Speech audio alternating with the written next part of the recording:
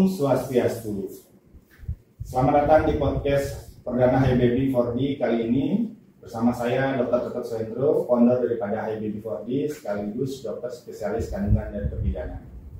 Pada podcast perdana kali ini saya akan mendiskusikan tema yang sangat menarik, yaitu bagaimana mengatasi tokofobia sehingga kita bisa berkontribusi untuk melestarikan KB Krama Bali. Oke, untuk membicarakan tema yang sangat menarik ini, saya akan berdiskusi ditemani oleh seorang narasumber yang sangat istimewa. Siapa dia? Langsung saja saya perkenalkan Ibu Ayu Gangga. Halo. Selamat pagi, Dok. Pagi, terima kasih ya panggilannya Bu Gangga ya. Terima kasih Bu Gangga atas kehadirannya di podcast perdana kali ini ya, senang sekali. Jadi seperti kita ketahui bahwa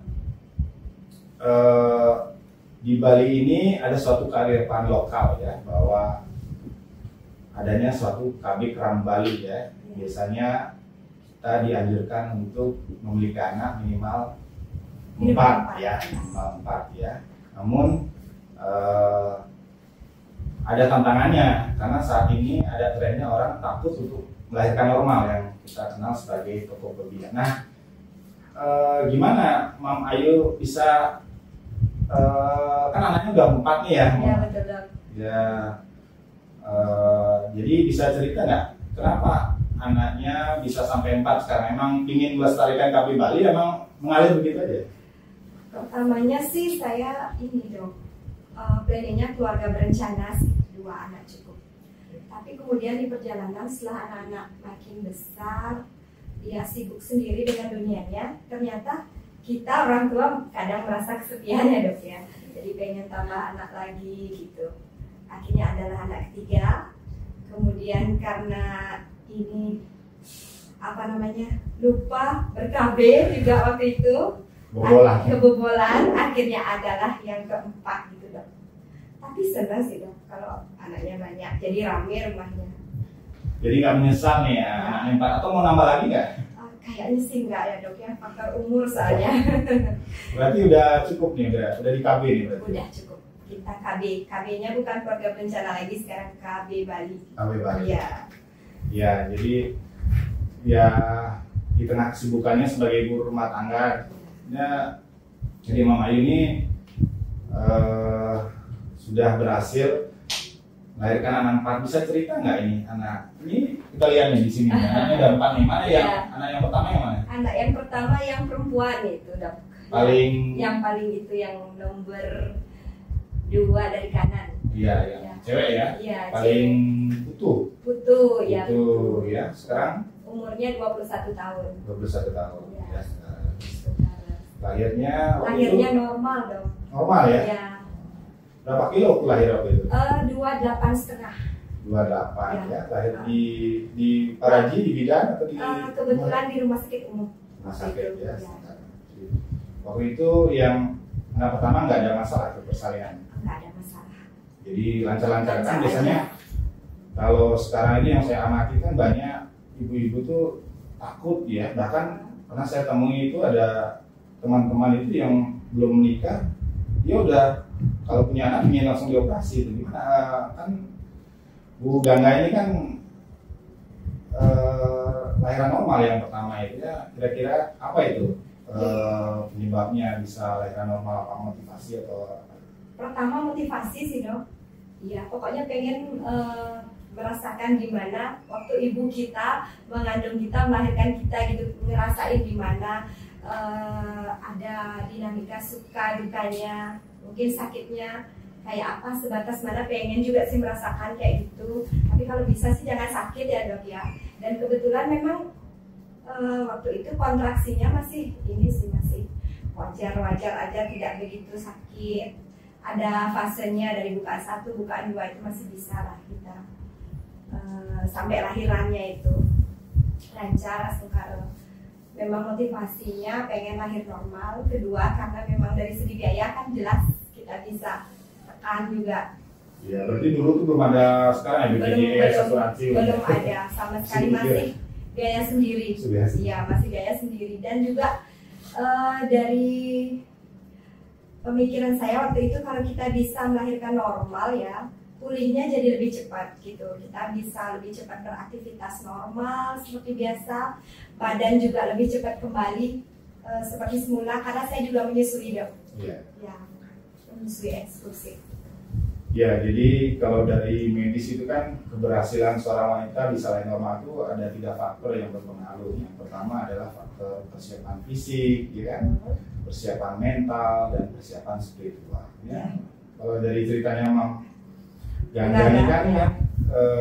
Satu mentalnya kuat ya, bahwa semangat dia kuat. Ya, motivasi penting karena motivasi penting, support ya dari orang-orang terdekat juga penting. Ya, support system ya. Jadi karena berdasarkan literatur itu 70-80% persalinan normal itu bisa karena motivasi yang kuat, ya kan? Motivasi yang kuat itu tentu didapat dari kita mendengar, kita belajar, ya. Satu lagi menganggap bahwa suatu kehamilan persalinan itu ibadah, jadi kita nggak cemas, ya. Betul. Terus kalau persiapan khusus ada nggak waktu hamil yang pertama itu, misalnya olahraga atau yang lain gitu ya, supaya fisiknya bagus? Persiapan khusus sih paling gini, makan makanan yang ini bergizi, istirahat cukup, dan kontrolnya kan ke dokter, jadi dikasih obat vitamin itu dikonsumsi sesuai aturannya. Terus sebelum lahiran itu kan kita disuruh jalan-jalan. Orang tua zaman dulu kalau mau lahiran kita rajin jalan-jalan gitu. Saya lakukan juga waktu itu, jadi lebih cepat sih prosesnya pas persalinan, ada pengaruhnya. Dan beraktivitas seperti biasa sih, Dok, rumah tangga gitu biasa, cuma hati-hati aja ya. Jadi tidak ada yang terlalu khusus sih sebenarnya, dan jangan lupa berdoa juga ya. Jadi persiapan fisik selama ibu hamil itu penting ya, karena kehamilan itu kan selalu ibaratnya kita menjalani pertandingan maraton ya, jadi butuh fisik, mental, dan spiritual yang baik. Persiapan fisiknya apa ya? Tentu misalnya harus olahraga, gitu ya. Kalau zaman sekarang kan ada senam hamil ya, Dok. Kalau zaman saya dulu belum ada, belum begitu booming lah. Paling ada di kota, mungkin karena saya tinggalnya di luar kota, jadi olahraganya cukup jalan-jalan saja gitu waktu itu. Ya, bagus nih. Kita lihat di monitor ini kan beberapa aktivitas olahraga yang aman buat ibu hamil ya. Misalnya olahraga yang paling gampang kan ya, jogging, jalan kaki, ya kan? Mungkin berenang, untuk hamil itu bisa 2-3 ya, bisa naik sepeda statis atau mungkin ikut senam yoga. Tapi banyak juga yang ibu hamil itu takut ya, takut melahirkan, takut melakukan aktivitas olahraga karena ya kan, makanya banyak yang tidak meluangkan waktunya untuk mempersiapkan fisik dengan baik, padahal itu kan penting buat. Jadi waktu hamil yang pertama itu karena nggak ada kelas senam hamil, jadi di rumah ya. Ya, jadi di rumah aja sih, Dok. Ya, olahraga yang ringan. Karena orang tua zaman dulu kan jangan terlalu aktivitas fisik yang berat gitu katanya. Jadi saya pilih yang jalan-jalan aja, yang ringan. Ya, jadi sama mengerjakan kerjaan rumah tangga yang ringan juga. Ya, betul itu, karena waktu ibu-ibu zaman dulu itu kan panggulnya terlatih dari aktivitas sehari-hari, misalnya dia mengepel, ya, dia jongkok, naik turun tangga, atau mungkin aktivitas di kebun sawah itu secara tidak langsung, jadi panggulnya dilatih. Serunya di situ, Dok. Ya. Waktu hamil trimester terakhir itu kan kita disuruh kamu ngepelnya jangan pakai tongkat gitu, pakai jongkok aja ngepelnya gitu, sama naik turun tangga disuruh. Sering saya gitu olahraga naik turun tangga sampai kadang 5-10 kali gitu. Itu juga benar-benar menunjang sih. Ya, jadi ya berarti bagus itu ya aktivitas misalnya ngepel, naik turun tangga itu untuk memperbaiki fisik ya. Ya, tinggal dilakukan secara rutin, konsisten, dan satu lagi ada catatannya, hati-hati karena kan ibu hamil, apalagi trimester 2 atau 3 itu kadang-kadang postur tubuhnya sedikit berubah. Jadi hati-hati ketika naik turun tangga, jangan sampai jatuh ya, atau lihat keadaannya, jangan terlalu lama melakukan gerakan-gerakan yang tidak nyaman. Itu anak yang pertama ya, lahiran normal gitu ya. Terus kalau yang anak kedua itu bisa cerita nggak Ganggani di itunya? Kalau anak kedua kan kebetulan dia laki-laki ya, Dok. Berarti ini udah punya sentana satu ya? Udah aman berarti ya? Ya, umurnya sudah hampir 17 tahun. 17 tahun sekarang ya. Waktu lahir cukup bulan atau prematur kan? Waktu lahir cukup bulan, Dok. Bulan. Saya ceritakan sedikit waktu hamilnya Diani. Karena mungkin kita kehamilan kedua, jadi bisa dibilang lebih pengalaman ya, Dok ya. Waktu itu saya ngidamnya juga nggak terlalu gitu, karena makan juga bagus, tidak begitu mual gitu. Terus akhirnya saya beraktivitas itu bisa lebih banyak aktivitas yang saya ambil. Tidak seperti hamil pertama, saya lebih banyak tiduran sih pada trimester pertama sama kedua. Kalau yang ini beda, lebih aktif. Karena kebetulan saya juga kan bekerja, juga wira swasta, jualan gitu. Cari barang sendiri, bisa nyetir sendiri itu ya langsung karo waktu ini. Dan waktu persalinannya itu juga lebih cepat, lebih mudah. Karena mungkin kita sudah tahu teknik atur nafas, teknik ngedennya kapan gitu mungkin, jadi ini sih lebih lancar. Kalau yang kedua ini udah ada ikut kelas 6 hamil atau belum ada juga ya? Belum juga, ya. Jadi kalau jaraknya dari yang pertama ke yang kedua berapa 4 tahun? 4 tahun ya? Ya, memang benar-benar kita memang berencana waktu itu kan, keluarga berencana disarankan anaknya jaraknya paling minimal 4 tahun kan gitu waktu itu gitu. Jadi kita udah memang planning banget punya anak kedua dengan jarak 4 tahun. Iya. Terus itu pakai KB, gimana caranya biar 4 tahun berhasil itu? Pakai KB atau kan banyak nih pakai KB ancit atau apa itu? Kebetulan, Dok ya, istimewa juga ini. Iya. Karena suami juga waktu itu bekerja di luar. Jadi saya dirumahkan tanpa suami. Jadi tidak usah ber-KB. Berarti KB. Ya, tapi pernah sih saya pakai suntik 3 bulan. Kalau memang suami pulang saya pakai suntik gitu. Ya. Jadi KB suntik itu aman digunakan asal tahu efek sampingnya, terus penggunaannya yang tepat ya. Oke, itu jadi lahiran normal juga yang kedua ya? Ya, bobotnya 3 kg. 3 kg, udah mulai agak besar ini ya? Udah mulai agak besar juga, panjang juga dia waktu itu. Panjang ya. Terus yang ketiga? Yang ketiga, nah ini yang dia agak unik sedikit, dia yang paling apa nih yang ketiga ini? Komang ya? Komang nih. Jaraknya jauh dari kakaknya yang kedua, 7 tahun, karena kita memang waktu itu stop mau di 2 anak cukup.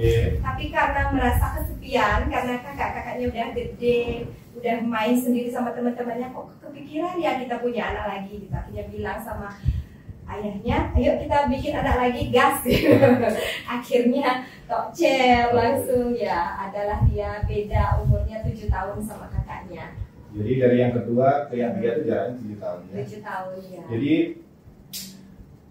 saya ingin sampaikan di sini bahwa seorang wanita itu mempunyai hak reproduksi ya. Jadi wanita itu dia boleh menentukan berapa jumlah anak yang ingin dilahirkannya, dan itu sangat dihargai dan dihormati karena hak. Jadi berarti waktu itu gimana tuh diskusi sama suami itu sampai udah nambah lagi lah gitu ya? Ini udah anak 2 nih, nambah lagi, itu apa? Emang Bu Gangganya mau sendiri atau suami atau gimana nih dia? Gitu? Alasannya waktu itu diskusinya gimana? Lebih ini sih, memang karena kita berdua yang pengen. Kebetulan suami kan dia saudara sendiri, anak semata wayang di rumahnya, jadi mertua juga seneng-seneng aja gitu. Oh, kamu bikin dah anak yang banyak gitu, mereka bilang waktu itu. Ya udah, gas aja waktu itu. Ada koming, hamilnya lumayan sih kalau dia. Trimester pertama ngidamnya lumayan gitu, sampai 5 bulan saya berasa ngidam. Tapi setelah itu biasa, nafsu makan sudah normal, biasa aktivitas biasa. Sampai menjelang persalinan juga masih saya terapkan yang kemarin olahraganya jalan kaki, pokoknya ambil aktivitas fisik semasih kita bisa lakukan dan tidak terlalu berat gitu. Masih biasa aja, aktivitas biasa normal, kerjaan sehari-hari diambil, kerjaan rumah tangga diambil gitu. Iya. Terus bagaimana tuh, kan sekarang tuh kalau kita lihat tuh ibu hamil tuh banyak yang takut olahraga atau aktivitas fisik ya, takut ini, takut dia, kan banyak mitos-mitos tuh, nanti takut keguguran lah, takut bayinya nanti lahir prematur apa, itu gimana tuh Bu Gangga jadi masih bisa melakukan aktivitas itu di tengah kesibukan-kesibukan. Kalau di Bali kan banyak kegiatan nih, Raina itu. Jadi apa ya itu motivasinya waktu itu? Sebenarnya lebih ke diri sendiri aja sih dong, kita mengelola pikiran. Ya anggaplah kita sebagai ibu hamil kan istimewa lah gitu. Tapi sepanjang kita masih bisa melakukan hal seperti biasa, lebih baik dilakukan aja seperti tidak terlalu ada apa-apa, tidak beban lah gitu istilahnya. Karena kan afirmasi juga ya, kita kalau merasa sehat pasti akan sehat gitu. Kalau misalnya lagi lagi hamil itu diam aja di rumah, tidak bergerak, tidak ngambil kerjaan apa, aktivitas apa, malah menurut saya semakin bikin kita satu bobot berat badan itu kan pasti nambah ya kalau kita hamil gitu. Terus pikirannya pasti terfokus ke sana, gimana nanti persalinan saya gimana gitu. Lebih baik dibawa ini aja, dibawa enjoy aja gitu. Ya jadi betul ya. Jadi apa yang dilakukan Bu Gangga ini betul, karena tes fisik yang teratur atau olahraga khususnya itu banyak manfaatnya buat ibu hamil ya. Bisa mengurangi keluhan misalnya muntah ya dari pinggang, ya kan. Bisa juga mengurangi sembelit, konstipasi, ataupun ini masalah tadi mencegah terjadinya postpartum blues misalnya nanti karena kecemasan berlebihan, jadi kita tensinya tiba-tiba naik, itu kan bahaya juga dong. Jadi itu hamil anak ketiga ya. Ya, bobotnya 3. Lahirnya di mana itu? Lahirnya dulu di rumah sakit. Rumah sakit ya. Jadi hampir 3-tiganya rumah sakit ya? Iya dok. Nah, itu nggak ada di dekat situ, nggak ada bidan atau? Ada sih dok, cuma pengen aja sih ke rumah sakit gitu biar ya mudah-mudahan ya tidak terjadi apa-apa, mungkin biar cepat aja sih pertolongannya. Ya jadi alatnya lebih lengkap mungkin gitu.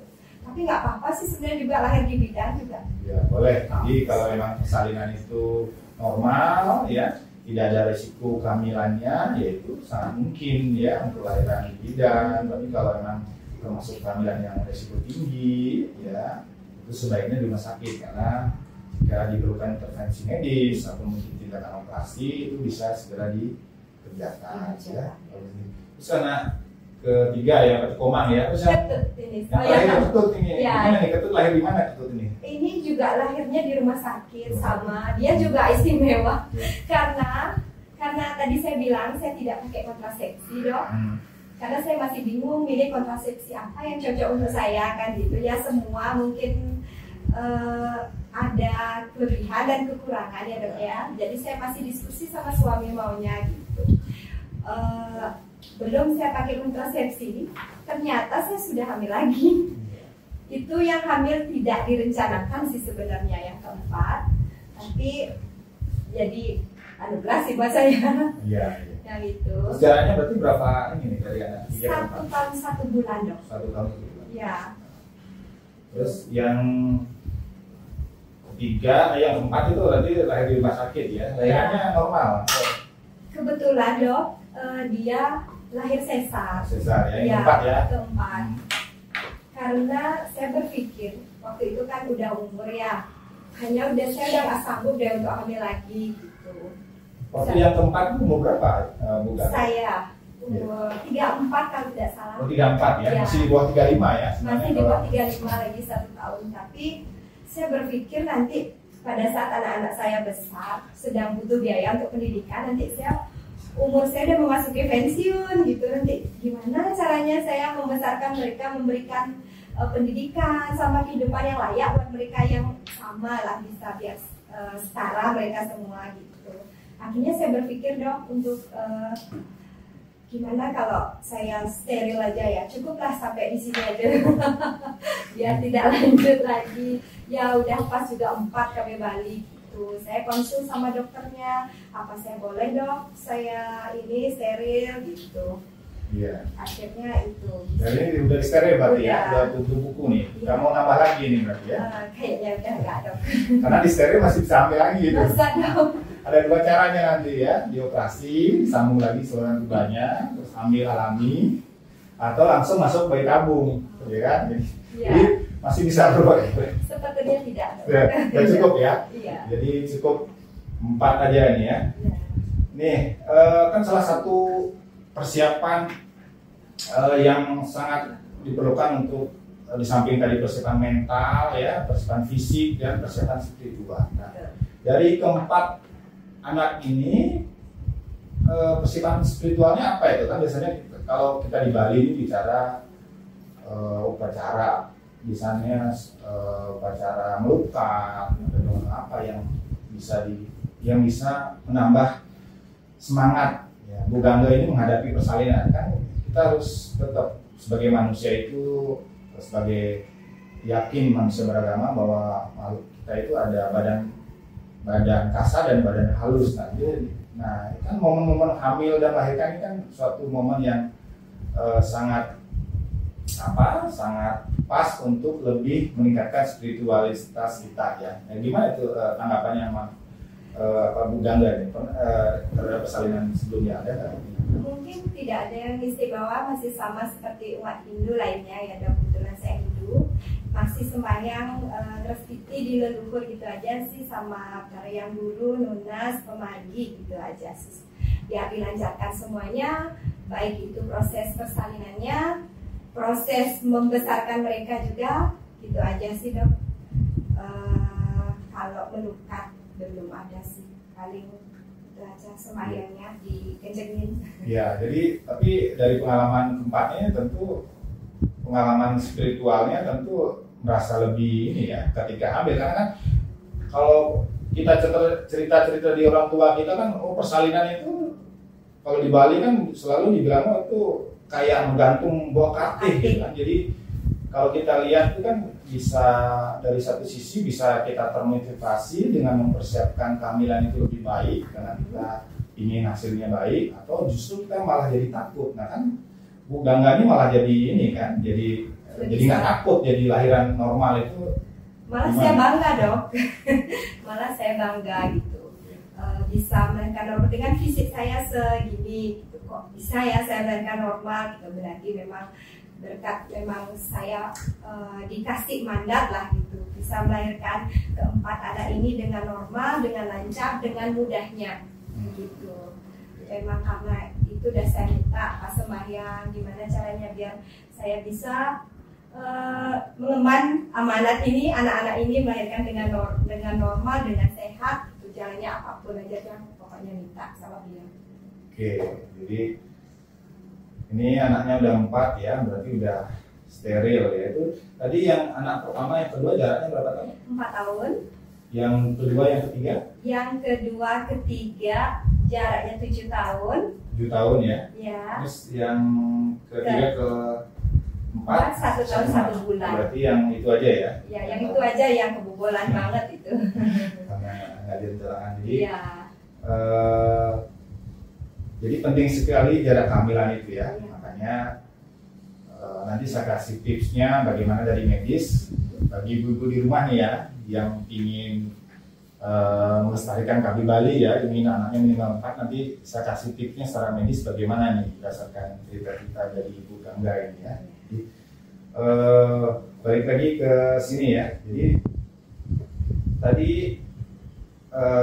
ketakutan dalam menghadapi kehamilan persalinan kan dalam medis kita kenal sebagai fobia ya. Jadi memang salah satu cara mengatasinya adalah tadi ya dengan persiapan fisik, olahraga, karena kan rekreasi juga dok. Ya, karena yang paling ditakutkan ibu hamil itu kan biasanya nyeri. Imbayang itu nyeri ya. Nyeri saat sebelum persalinan. Ya, makanya dengan mengikuti kelas-kelas edukasi senam hamil atau sekarang mencari informasi juga ke orang yang benar, gitu ya, sumber-sumber yang benar supaya kita tidak mendapatkan informasi yang kurang tepat, gitu, sehingga itu malah jadi takut untuk lahiran normal ya. Misalkan karena olahraga teratur juga bisa mengurangi ambang nyeri. Jadi kalau rajin misalnya aktivitas fisik teratur, olahraga teratur, itu biasanya ambang nyerinya jadi rendah. Jadi bisa nanti sukses nanti lahiran normal. Di samping tadi persiapan mental kan tadi dengan membaca, karena apalagi hamil yang paling dari keempat ini, yang pengalaman kehamilan ini yang paling berkesan yang mana nih? Bukan yang apakah anak pertama atau yang dioperasi? Yang dioperasi sih kayaknya, Dok. Kenapa itu? Beda sakitnya, Dok. Sakitnya beda? Iya, beda. Kok pasca melahirkannya itu beda dengan yang normal, Dok?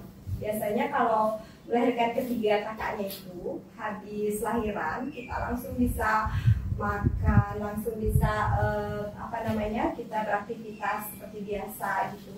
Kalau yang sesar ada pasca operasinya itu, Dok, yang kadang habis biusnya itu mungkin rasa sakit, nyeri gitu, yang mungkin kadang saya rasakan juga sampai sekarang. Sesekali kalau capek misalnya. Oh iya. Jadi operasi itu bukan tidak boleh ya. Jadi biasanya atas indikasi medis itu biasanya kita sarankan operasi. Makanya tapi faktanya sekarang banyak ibu-ibu yang ingin dioperasi walaupun tidak ada indikasi medis. Ya, salah satu faktornya tadi karena takut, membayangkan bahwa persalinan itu suatu hal yang mengerikan, ya, suatu hal yang mengerikan, menakutkan dan menyebabkan nyeri. Ya, ternyata setelah saya amati dan saya lakukan riset sedikit ke pasien-pasien saya, ternyata ya itu banyak karena itu tadi tidak mempersiapkan diri ya, dari segi fisik, mental dan spiritual ya. Jadi itu makanya pentingnya ya. Jadi salah satu kunci keberhasilan lahiran normal. Kenapa penting lahiran normal? Kenapa tadi ya, sebagai orang Bali ya. Jadi kalau kita mau punya anak minimal 4 gitu misalnya kan ya bisa. Nanti tentu harus banyak lahiran normal, karena kalau operasi misalnya pertama tentu dia akan dibatasi ya, karena operasi itu biasanya kita batasi 3 kali ya, setelah itu banyak komplikasi ya. Jadi jadi dari pengalaman tadi yang sangat berkesan itu yang operasi ya. Tapi ini gimana peran suami, support sistemnya dari hamil pertama ke 4 ini? Suaminya ada semua nih yang pas lahiran normal atau ceritanya gimana? Yang anak kedua dan pertama kebetulan suami pas lagi bekerja di luar. Jadi saya luar negeri ya. Jadi saya memang betul-betul sendiri waktu itu. Makanya semangatnya ditambahin lagi kan, tapi ditemani mertua sih ya, kalau bisa. Jadi apa bedanya itu melahirkan ditemani sama suami atau melahirkan ditemani sama mertua? Itu bedanya apa? Tentunya beda banget. Tentunya beda banget. Kalau waktu anak ketiga dan keempat kan ada suami, jadi rasanya lebih kuat lah, lebih bisa menghadapi nyerinya waktu itu. Nyeri-nyeri sebelum ada support sistemnya di samping kita gitu. Kalau dulu anak pertama sama kedua kan bajunya yang ada di bawah bantal gitu, biar merasakan kehadiran dia gitu. Anaknya juga dia kan mitos inilah waktu orang tua dulu takut anaknya lahir nunggu bapaknya gitu kan. Jadi lancar lah semua. Memang lebih berkesan kalau ada suami sih. Ya. Jadi waktu itu pas suami kerja di luar itu nggak sempat video call kan, sekarang bisa video call gitu. Kebetulan waktu itu masih belum ada teknologi itu di saya. Jadi masih ini sendiri, berjuang sendiri ya. Sekarang bisa anugerah kita wanita yang kuat dan hebat. Iya benar. Jadi motivasi itu penting ya, karena kenapa saya tanya tadi tentang pendamping ya, karena kan di medis itu support system itu penting ya. Jadi pengalaman saya pribadi, anak saya 3 biasanya kebetulan dari normal, dan tentu saya pernah mendampingi istri saya untuk persalinan normal ya. Jadi ya, peran suami atau pasangan itu penting ya, karena ketika persalinan misalnya ya, belum waktunya ngeden, nah itu kan biasanya kadang-kadang ibu hamil mulai gelisah, nyeri, ya, itu fungsinya pasangan atau pendamping itu penting karena dia membantu menenangkan, membantu untuk menemani gitu. Benar nggak itu? Benar banget dong. Ya, benar banget itu. Pas kita hampir bukaan akhir itu kan nyerinya agak lumayan lah dari biasanya. Sudah kita butuh banget ada didampingi oleh orang pecinta lah, suami. Ya, terus kira-kira kalau misalnya tadi kan udah cukup nih anaknya udah 4 ya, jadi apa nih yang bisa Bu Gangga nih kasih ke pemirsa di rumah nih yang ingin ikut KB Kamu Bali nih ya, minat anaknya 4 ya, dari ceritanya Bu Gangga nih, apa nih kira-kira yang bisa di-sharing ya, pesan-pesannya nih buat ini ya, dari persalinan tadi. Untuk semeton ya, semeton Bali khususnya gitu. Kan memang dari leluhur juga kita sudah diwarisi satu budaya tentang adaya nama anak dari itu Made Koma Ketut ya, kalau bisa dilestarikanlah. Kita melestarikan budaya Bali dari hal yang kecil dulu gitu. Nanti biar ada kita ajak melestarikan tradisi Bali yang lain gitu. Kalau udah banyak kamu Bali kan enak jadinya. Terus tentang gitu sih, jangan takut melahirkan normal ya teman-teman calon ibu semua, karena tidak seperti yang kita bayangkan sih. Melahirkan normal itu yang penting kuncinya sih semangat dulu. Kemudian aktivitas fisiknya biasa aja, sama kita kan jalan-jalan itu udah biasa ya kita lakukan setiap hari gitu, jadinya tidak terlalu istimewa banget gini ya, proses persalinan normal itu tidak menjadi momok yang menakutkan buat kita kalau kita mikirnya tidak seberat itu. Yang pasti kita berdoa juga biar dilancarkan semuanya, pokoknya dijalani aja, dibawa happy aja pokoknya gitu. Melahirkan normalnya itu. Ya, jadi benar ya, jadi setuju tadi sama mentaranya dari Bu Gangga ya, bahwa kita sebagai orang Bali ya, kalau bisa kita ikut melestarikan KB Bali ya. Saya juga Ketut ya, saya 4 bersaudara, makanya saya ingin sharing ya ke ibu-ibu pemirsa di rumah, gimana supaya yang mau ikut KB Bali nanti saya kasih tips-tipsnya kan, supaya nanti Ketutnya nggak punah ya kan. Nanti 10 tahun, 15 tahun lagi nggak ada yang nama Ketut, nggak ada namanya Komang ya gitu. Nanti bingung mereka, Ketut itu apa ya, Komang itu apa gitu akhirnya gitu. Ya walaupun ya banyak pertimbangan ya untuk memutuskan berapa anak yang dilahirkan, itu tentu banyak pertimbangan. Namun dari segi medis ya kita sebagai profesional dokter tentu membantu untuk mengasih saran ya, mengasih dan mensupport supaya gini loh caranya kalau mau lahiran normal, karena ya lebih mudah gitu prosesnya dok, biar tidak jadi momok buat calon ibu ya dok, lahiran normal itu. Ya, jadi benar nih, nggak mau nambah lagi nih. Bener dok. Udah, sekarang kita fokus ke ini aja sih, biaya pendidikannya ke depan. Ya, jadi kalau berarti lebih enak di awal nih berarti ya, capek di awal, nanti sudah umur udah di atas 40 udah istirahat tinggal. Betul. Gitu berarti. Anak juga investasikan dok. Nanti ya biar gini, nanti kita umur sudah tua gitu, ada yang nengokin pulang ke rumah, ada yang rawat gitu sih dok, maunya banyak yang rawat, ada anak 4 gitu, pasti ada aja yang datang nanti nengok pulang gitu.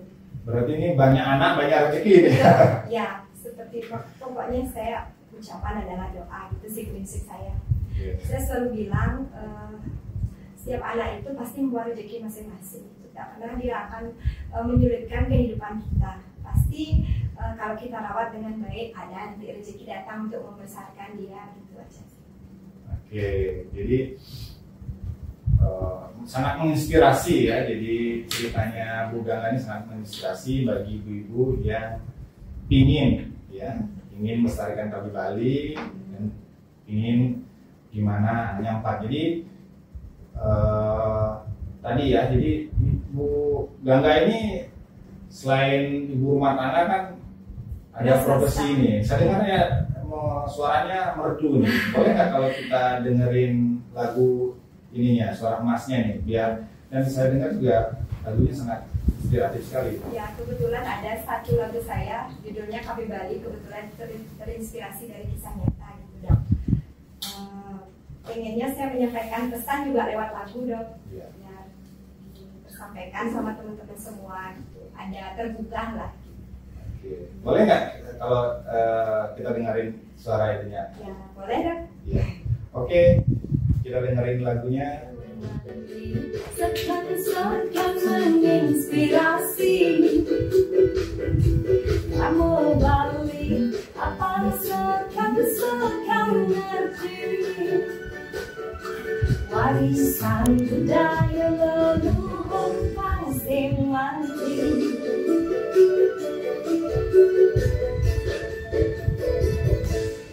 Hati yang jadi merasa dari anak Bali,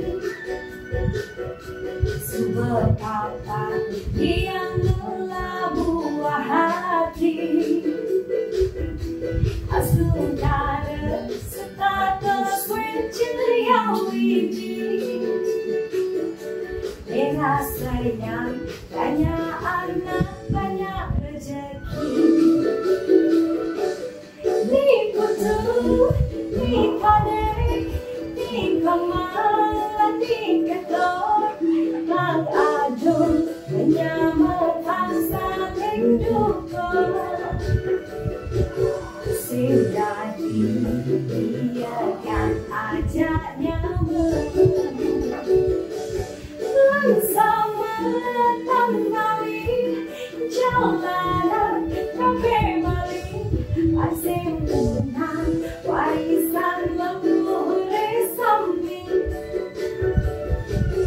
abang Bali aja tetap lestari. Asik sekali lagunya. Semoga bisa menginspirasi lagu pasti ya.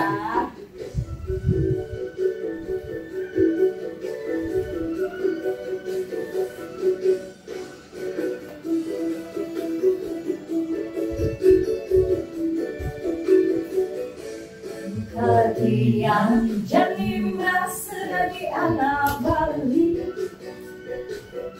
sumber pakar yang telah buah hati, asung cara status yang wiji, merasa yang banyak anak banyak rezeki. Ni putu, ni kadek, ni kamalan, ni ketor, mang adun, menyamakan saling dukung. Sing jadi biarkan ajaknya bersama Bali, jalanan kafe Bali. Asing punah warisan leluhur sami, abang Bali aja tetap lestari. Ni putu, ni kadek, ni kamalan, ni ketor, mang adun menyamakan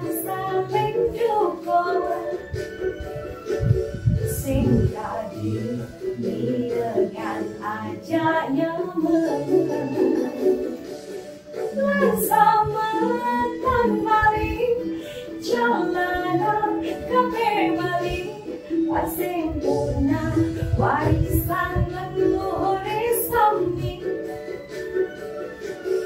Abang Bali aja tetap lestari. Bagus sekali suaranya Bu Gangga. Terima kasih, Dok. Bu Gangga ini memiliki suara yang sangat bagus sekali, mudah-mudahan sangat menginspirasi ya. Ini boleh cerita nih, kenapa lagunya tentang KB Krama Bali? Emang waktu itu kondisinya emang sudah punya 4 atau baru ini aja tuh? Lebih ke kondisinya karena sudah punya 4 sih, Dok. Cara bersyukur juga, kemudian karena ada hobi juga, jadi pas gitu. Sambil curhat sih ceritanya. Berarti ini benar-benar dari hati itu. Ya, dari hati banget. Ya, mudah-mudahan pemirsa di rumah itu bisa memahami isi lirik lagunya yang sangat menyentuh ya, dari hati yang paling dalam ya, bahwa benar-benar Bu Gangga ini sangat ingin ikut berkontribusi melestarikan Ajek Balinya dengan cara mempraktekkan ya, memiliki anak 4 ya, kemudian berkarya dengan cara membuat lagu yang sangat menginspirasi. Ya, oke. Kita tiba pada akhir dari podcast episode yang perdana kali ini ya. Terima kasih banyak nih. Sama-sama, Dok. Mam atau Bu Gangga nih atas kehadirannya pada episode yang pertama. Mudah-mudahan nanti episode berikutnya bisa hadir lagi ya. Nanti kita tunggu episode berikutnya ya. Jadi sebelum saya tutup, saya sedikit ngasih kesimpulan bahwa untuk mengatasi tokofobia atau ketakutan dalam melahirkan itu ada 3 caranya. Yang pertama adalah kita harus lakukan persiapan fisik dengan melakukan aktivitas olahraga yang teratur ya kan selama hamil. Kemudian kita harus lakukan persiapan mental ya dengan cara banyak membaca, ikut kelas 6 ibu hamil, kelas edukasi, karena pengetahuan tentang persalinan kehamilan itu harus dipahami, termasuk pasangan atau suami yang akan mendampingi persalinan, itu menentukan keberhasilan dari persalinan normal. Dan yang terakhir tentu faktor persiapan spiritual. Sebagai manusia yang beragama, kita harus yakin bahwa segala sesuatu itu yang kita rencanakan dengan doa ya, dengan izin dari ide Sang Yang Dewasa atau Tuhan Yang Maha Esa, tentu akan hasilnya lebih baik dan bisa dikabulkan. Oke, itu persiapan yang harus dilakukan untuk menghadapi ketakutan-ketakutan dalam hal persalinan. Dan yang terakhir, bagaimana sebagai masyarakat atau orang Bali ikut melestarikan KB Bali ini. Dilihat dari sudut pandang medis ada 3 tipsnya. Yang pertama adalah bagaimana supaya usahakan pada saat hamil pertama usianya di bawah 27 tahun ya. Kemudian usahakan anak pertama lahir normal. Kenapa? Karena jika anak pertama lahir dioperasi, itu kemungkinan punya anak 4 itu sangat kecil. Dan yang terakhir, jangan lupa menggunakan alat kontrasepsi ya. Jadi alat kontrasepsi itu pilihannya banyak, harus tahu keuntungan kelebihan karena harus diatur. Jangan sampai nanti rencana mau anak 4-nya gagal karena tidak ber-KB. Jadi jalannya terlalu dekat. Oke, jadi sekian podcast kali ini. Sekali lagi terima kasih Bu Gangga atas kehadirannya. Suaranya sangat sekali, mudah-mudahan bisa menginspirasi. Sebelum saya tutup podcast perdana Hai Baby kali ini, bagi pemirsa yang di rumah, mohon like ya, mohon subscribe dan share-nya jika dirasa konten podcast ini bermanfaat, sehingga banyak ibu-ibu di rumah yang mendapatkan manfaat dari podcast kali ini. Oke, saya akhiri podcast kali ini. Salam sehat selalu buat kita semuanya. Bye bye. Om Santi Santi Santi Om.